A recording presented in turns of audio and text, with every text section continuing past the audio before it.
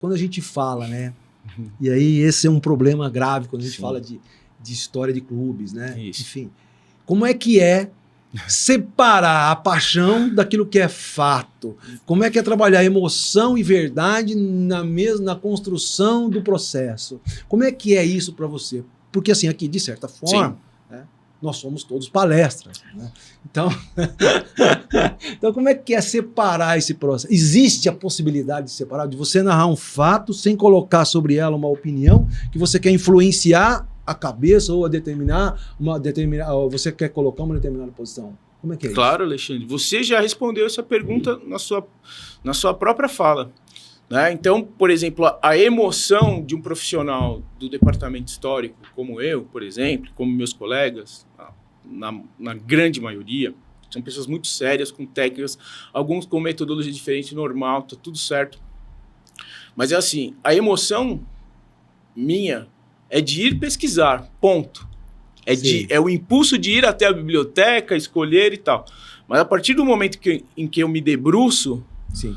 sobre um artigo, aí é apenas razão, aí é ciência, né? Aí é puramente método, puramente técnica, né? Então, por exemplo, eu me considero, da linha dos meus mestres que eu me debrucei, posso citar um deles que é o Tomás Mazzoni, por exemplo, Sim. na área de jornalismo e de historiografia, que eu tenho ele como um arquétipo e como uma referência no estudo do meu trabalho, grande palestrino também, Sim. mas, veja, o método dele era um método factual, e o meu trabalho é baseado no factual. A maioria dos meus trabalhos, para não dizer todos, são factual, Sim. não são opinativos, e por isso você vai ter um enfrentamento, porque hoje você tem uma ideia que contrapõe o historiador factual, que é o meu caso, do historiador que usa um método revisionista, no qual ele vai pegar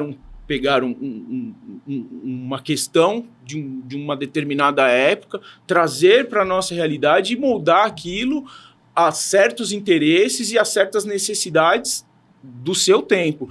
E eu fui orientado por todos os meus mestres, e entendo isso e levo isso como um ponto de fé, que é uma regra de ouro que o historiador deveria ter como ponto de fé, como ponto de partida no início da sua atuação, e se quiser seguir essa trilha.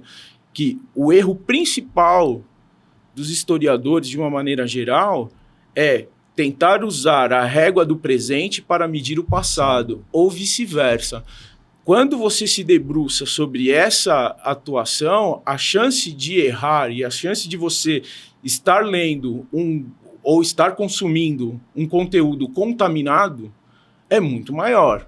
É muito maior. Então, por exemplo, eu vou dar um debate, eu vou trazer uma coisa muito clara de um debate que eu tenho muito sério com os meus colegas, e muitas vezes que eu fico até como um pária de quase todos da comunidade dos historiadores desportivos. Porque, por exemplo, dentro do meu trabalho, e o Palmeiras tem isso como ponto de fé, e enquanto eu estiver à frente, assim será, nós consideramos, por exemplo, o torneio início de futebol como um pertencimento válido dentro de uma competição oficial por uma série de fatores, porque era uma competição oficial, porque tinha súmula, porque tinha público, porque tinha taça. Tem uma série de características. Sem dúvida. E alguns colegas meus, que eu respeito profundamente pelos métodos deles, eles desconsideram essa competição porque eles entendem que a minutagem daquela partida não é compatível com os 90 minutos de uma partida convencional. Ou seja, então eu dou uma série de elementos que aquilo se caracteriza como um jogo oficial por técnica e não por opinião. Sim. E eles, por um motivo, eles desconsideram. É um método, tá tudo certo. Só que eu prefiro me ater ao fato, muitas vezes além da questão da minha própria opinião. E da sua própria paixão. E da minha própria... A paixão... Porque a paixão... A paixão e a razão é uma linha tênue ali, Veja, né? mas aí é que tá. A paixão é um impulso que me fez ser palmeirense, torcedor, amar o esporte, amar a literatura e caminhar nessa direção. Sim. A paixão, ela vai te impulsionar. Ela não pode te eclipsar, te obscurecer, ser um véu que faça com que você se segue para algumas verdades que muitas vezes não é uma verdade que você gostaria de tê-la em si, né? Então, por exemplo, eu acho uma coisa de muito péssimo gosto, por exemplo, algumas situações, principalmente na seara esportiva, que para afirmar a grandeza de um, há a diminuição de outro. Pelo contrário, eu vejo completamente inversa essa direção, porque se hoje, por exemplo, o Palmeiras é grande, é porque ele teve enfrentamentos grandes, e eu tenho que reconhecer no outro a grandeza também, porque nós estamos dentro de um contexto onde um dos pilares do jogo é a rivalidade, ninguém joga sozinho, né? Ninguém disputa sozinho, ou também numa derrota. Vamos trazer, por exemplo, da nossa realidade, né? O Palmeiras atual teve um enfrentamento gigante com um time do Botafogo que jogou a sua história, uma história de 100 anos, e numa semana conquistou os 2 maiores títulos da vida desse clube. Nem por isso diminui o Palmeiras, e eu sei reconhecer a grandeza de um clube tradicional e que fez um feito gigantesco. Sim. Então, é nesse ponto que, do ponto de vista do profissional, a gente tem que ter muita clareza, né?